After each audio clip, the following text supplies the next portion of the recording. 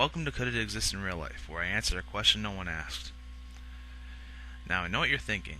Why is he analyzing two games at once? Well, the reason being is shown on the covers. Play both for the ultimate adventure. For you see, my friends, the Legend of Zelda Oracle series is directly linked with one another. In order to beat the entire game, you must play both. It doesn't matter which one you play first because the story begins the same way on each of them.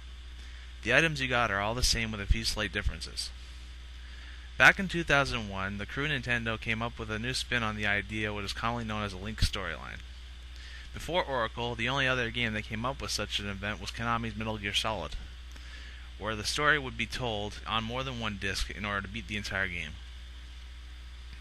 However, unlike Konami, the good folks at Nintendo decided, hey, what if we can make them both playable, so that way if they could only afford one, they could pass the time it takes to ask their parents for money for the next one. And it worked.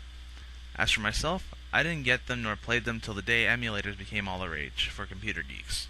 I never really got too far on either because it confused me a bit, but I wish I had. Since this is a Link storyline, I'm going to go for the overall story rather than the two separate ones. Our story begins with Tenova, the two witches from Ocarina of Time, as well as the adopted mothers of Ganondorf. They are pissed off because Link defeated Ganon and they want to bring him back. In order to do that, they need to light 3 torches, 2 by hand and 1 with the despair of the world by kidnapping Zelda, who they intend to sacrifice. In order for Link to succeed this time, he has to control time and nature itself with the help of 2 oracles, Din and Nehru. These oracles were named after 2 of the 3 goddesses, Link being the third because he has a Triforce of Courage and they represent power and wisdom. Now, because both games have the same type of items, with a few differences, I am not going to repeat myself. It's time for another Could It Exist in Real Life? First off, I'm going to start with the weapons. Since the seed shooter is an obvious blowgun, I'm going to analyze the ammo instead. The Ember Seed is a seed that can ignite when cracked open. It is used to light torches and can burn enemies. Could this exist? Yes and no.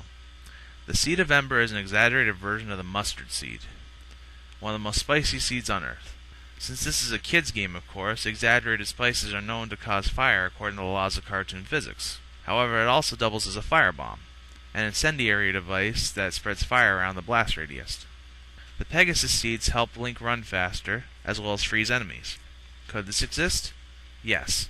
Now, all edible seeds can give you the energy needed to run faster. However, one particular seed helps both that and freeze your enemies. The Whorehound seed produces menthol, which causes your brain to think your body temperature is lower, which stimulates brown fat, which in turn causes you to burn more energy for that quick energy burst. If thrown on the body, the menthol would stun your enemies and make them think they were frozen. The next item is the Harp of Ages. The harp is able to, among most things, move Link quickly forward through time. Could this exist? Yes and no. There has been no proven theory that time travel is possible.